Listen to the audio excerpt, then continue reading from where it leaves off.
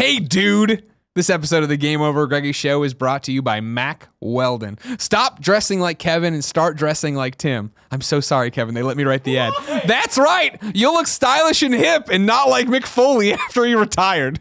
Mac Welding believes in smart design, premium fabrics, and simple shopping. Mac Welding will be the most comfortable underwear, socks, shirts, undershirts, hoodies, and sweatpants that you will ever wear. They have a line of silver underwear and shirts that are naturally antimicrobial, which means they eliminate odor. You don't say it like that, Colin, but you can say whatever. Antimicrobial. Nah.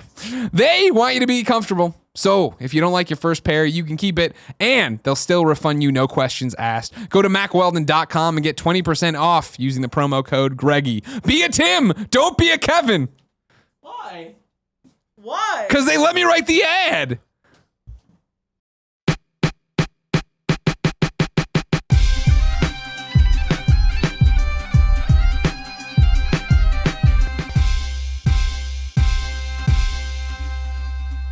Nick, Greg, I want to know your topic, but first, I want to thank everyone who supported us on Patreon for the month Let it go. of January? Is that right, Kev? Is that how that's working? Yeah, for January. Thank you for all your support, ladies and gentlemen. You can go to patreon.com/kindafunny, support us, see your name go through, just like you saw this name go through. That good old name. Christopher. Bobby Boucher. Bobby Boucher. Nick, what's your topic? My topic is about the current state of streaming video and like SVOD, things like that right now. You know, every day I read a story about a new either MCN or, you know, company like making some sort of either new app or new SVOD service that's SVOD distributing. What is SVOD? That's streaming video on demand. It's so basically like subscription video. Video Excuse on me, demand. not streaming video. But it is, yeah. Sorry, so, Tim, I didn't know you had two topics this week. God, Nick. My bad. And again, not calling these people out at all, but this is just the most recent one that I read today, which was that Fullscreen's $5.99 monthly SVOD service arrived yesterday on Amazon channels and on feature launched in 2015 for Amazon Prime members who can purchase subscriptions to programming from the likes of HBO, CISO, Machinima, PBS Kids, and roughly 80 other channels. So it's all, you know, that I get confused like an old person trying to figure out how a phone works, right? This is even more confusing to me because what this is you already have an Amazon Prime subscription, right? You're also adding on top of that $5.99 to have a subscription to the Fullscreen network, which is getting you premium content from all of their big YouTube stars, right?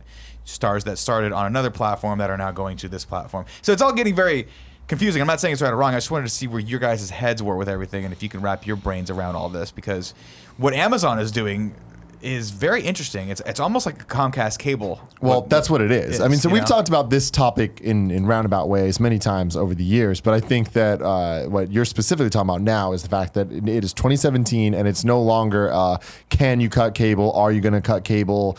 There's Netflix and Hulu and Amazon Prime. Now there's those three things. Plus, you can just get this channel. You can get this channel. You can get this group of people. There's all these different services and packages, and it's more of an option than ever to totally cut cable and get all the things that you want. Right. But it is real a la carte, pick and choose. You need a little bit of this, a little bit of that. So what I think is happening is with Amazon Prime and all that, it is every single of the huge conglomerates are just adding on more packages that you can just add on to their thing. Like, do you use Amazon Prime a lot?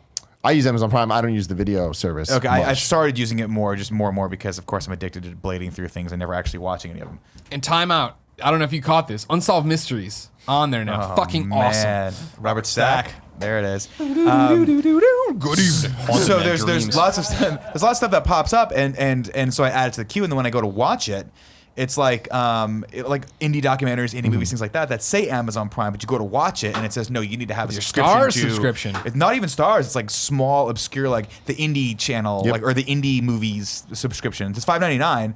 So slowly but surely, if I added all these in, I would get it to the point where I had a cable bill again. Yeah, which is crazy. Yeah. But I mean, but the difference is that money is directly funding the content. And I think that's a very important distinction to make. Like, for example, a lot of these services come to us and talk to us, and they're like, hey, do you want to get Kind of Funny on Roku or Verve or I don't know.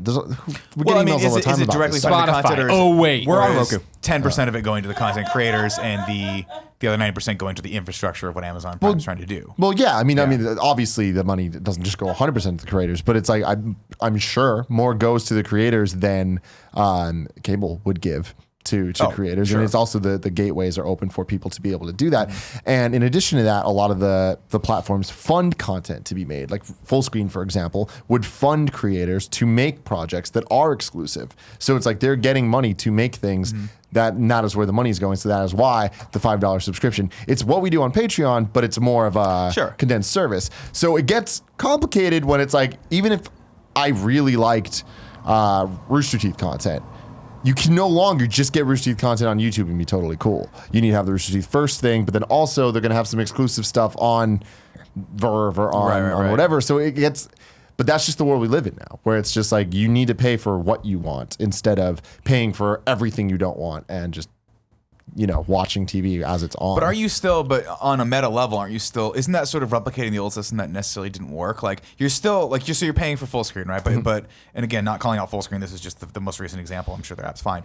But you're paying for that, but you're also getting so you're a big Grace Helbig fan, right? But you're also getting 15 other pieces of content of channels that you may not have subscribed to, right? Aren't we just, my worry is that we're recreating the old system that didn't work. Sure. That we're trying to put out of business and we're just putting that in. Like we're basically just fucking over Comcast and saying like, well, we're gonna do the exact same thing, but just not through Comcast. I mean, I think the difference there though is that you can, or whoever your cable you can then delete the things you don't want, so they're not there. Sure. It's like you're not forced to have them in many cases. And I also think that as you support these people in different ways, they're going to start joining together, and eventually it's going to be, I think, cheaper to get things. For example, Crunchyroll and Funimation, two of the big leading companies in terms of anime distribution and streaming and whatever.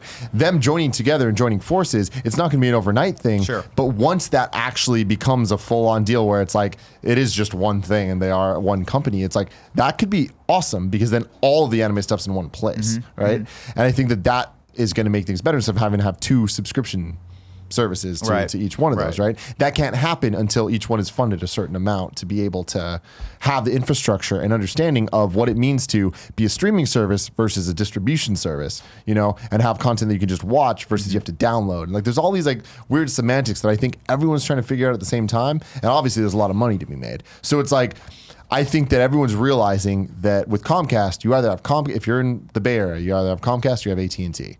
And that's the only options for cable. I think with all these different subscription service, it's a bunch of content creators like us being like, why not be everywhere?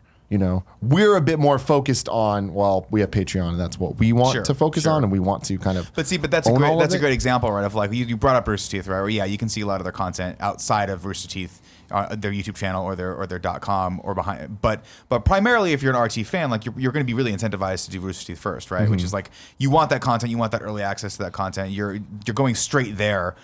Just for that specific thing. But my question is, does it start to get a little bit murky when their content and our content and someone else's content that no one's ever heard of is on that? Obviously, in the Crunchyroll example, right, where variety is a good thing. But I guess my base question is, when does that stop and when does too much variety become a bad thing, right? I think it becomes when you just start subscribing to too much.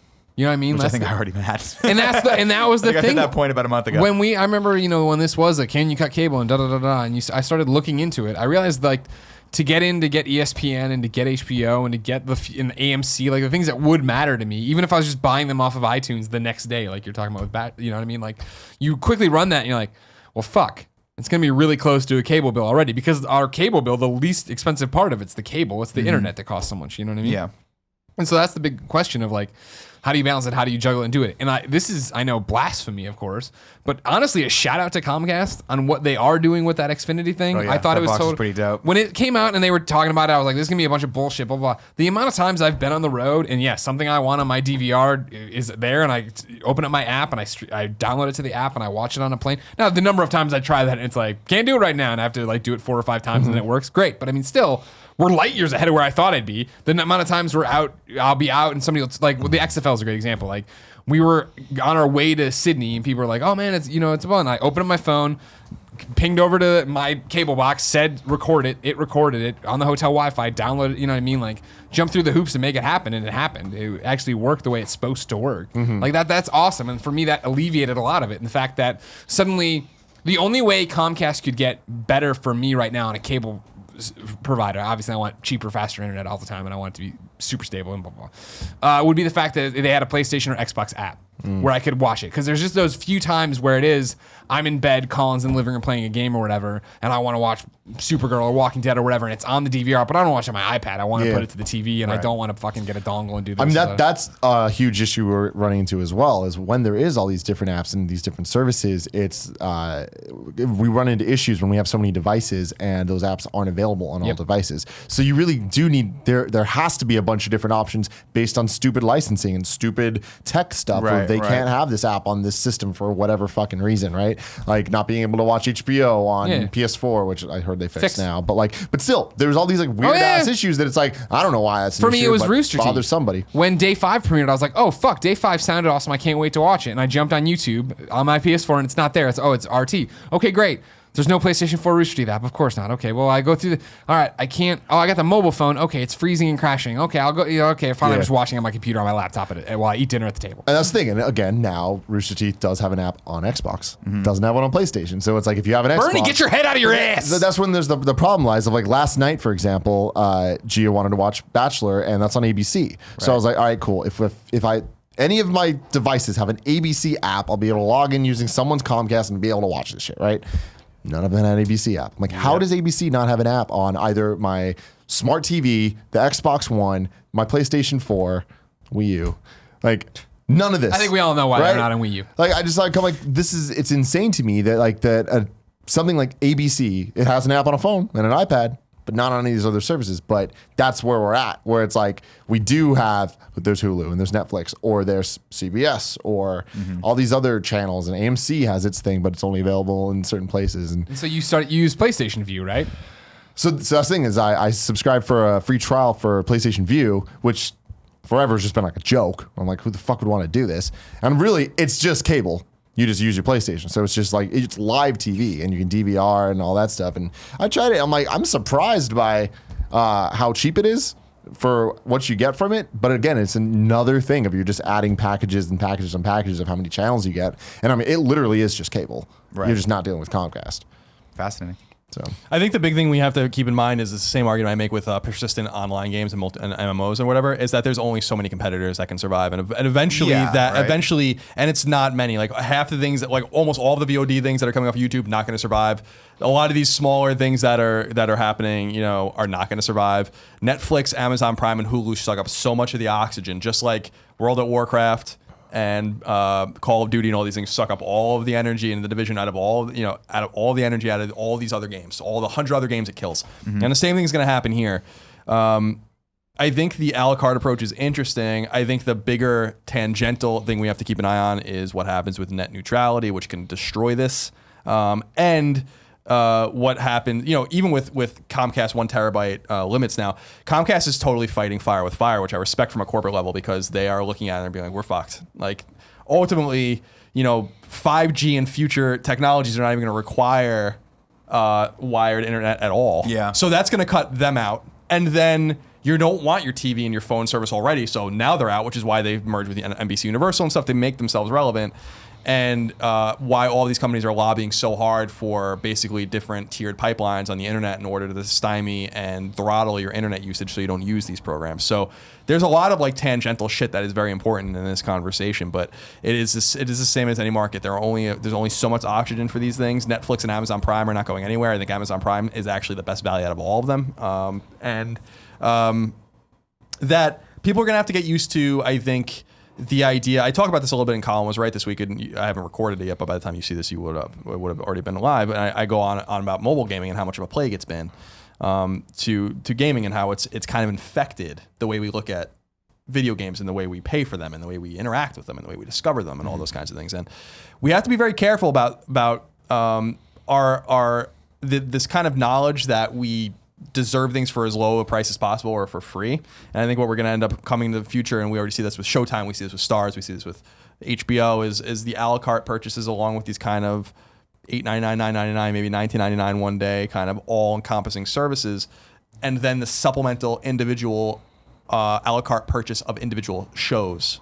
I think that that's going to be the future. Okay. Much like we've seen digitally with music. Well, that already exists. I mean, with iTunes and stuff, you can buy seasons of shows, or Amazon Prime even. Like you buy the season, and whenever new ones come out, it's usually the next day. Well, that's why I love Prime. That's the only thing keeping cable relevant. Right, is that exactly. You can't get things the day or the moment it comes out. Exactly, but the big thing is the confluence of all of those factors, along with how many people are still expecting things for free. The fact is that people that are buying or paying for even music, it was only 2 years ago that digital music sales had surpassed physical music sales. So we have to be a little more patient on this front, I think. But in other words, it's a very multi-tiered kind of thing, and I think the solution, unfortunately, is going to be very inelegant until it gets to a point of being elegant. And the only way you get to that point, frankly, is the second maybe Netflix sells itself to Amazon, or maybe like something incredible happens where, because that's the thing. The reason Amazon is so useful and has so much utility is because they have literally everything. Most of it's not free, but you can literally buy anything. The fact that Netflix silos you and doesn't like if I were Netflix, I'd be like, we have to chase everything as soon as possible, and if we have to charge for it, we should. But like if a person is looking for movie X, Y, and Z, and they only have movie X and Y and Z aren't available at all, well, why don't we give them the option to buy it? Because people are becoming more and more comfortable doing those kinds of things. Mm-hmm. So combining those kinds of things, I think, is going to be the solution to this problem. All of these different disparate VOD things are dead. They're already dead. It's over. But you're making the same point I was trying to say, where it's just like, I do think that all the little guys are doing things different than Hulu and Netflix and whatever, and they need to do those different things and see what works and what fails, and then kind of combine and just keep going. That's what I was talking about with like Crunchyroll and Funimation and all that. Right. And I do think that eventually the top dogs are going to, at some point, we'll get to that convergent merge point, at some point. Yeah. But I think that is a good thing. I think that eventually we're going to get to a really good place. And I think that all the little dudes are important. And interesting stats are you think like, oh, Hulu, Netflix, Amazon, like they're far and away better than, or like more successful than these guys, and they are. But that's not to say that these things aren't working and making a shit ton of money. Sure. So when you look at like the top 10 streaming services or whatever, like Bernie did an interview recently talking about Rooster Teeth First, and Rooster Teeth First is now the like sixth most subscribed to VOD service, and like that's up there with HBO Go and all this stuff, making millions of dollars a year.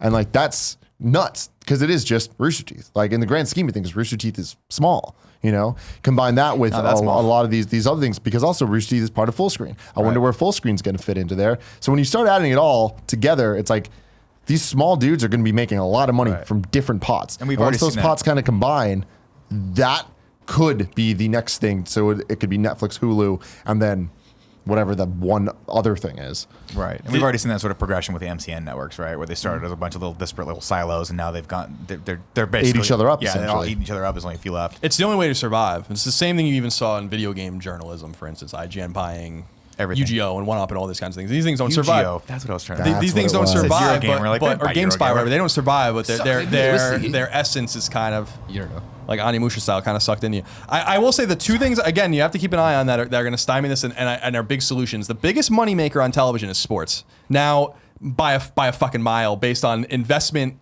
of a production company put into the amount of money made back. In other words, these are independent organizations like the NFL, so tied into moneyed interest on TV that it's like it's well in excess of anything you're watching on TV.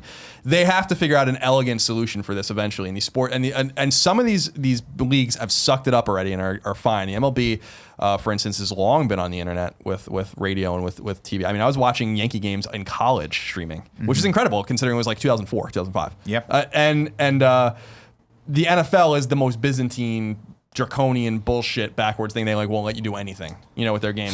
Once everyone, and the NHL is somewhere in the middle of all that, once everyone figures that out, that's gonna be one major thing that's solved, because that has to be solved. That's the only reason. And once that happens, Comcast is really fucked, because that's the only reason we have cable. And the second, you're not alone. And the second thing, and again, I want to stress it, people to educate themselves. Net neutrality is very, very important to this equation. The idea that all data is treated completely equally is going to be essential to this, because if Comcast and other Time Warner and other moneyed interests can keep an eye on what you're using and say like they have a fucking quarrel with Netflix, so they're just going to throttle the shit out of your Netflix streams.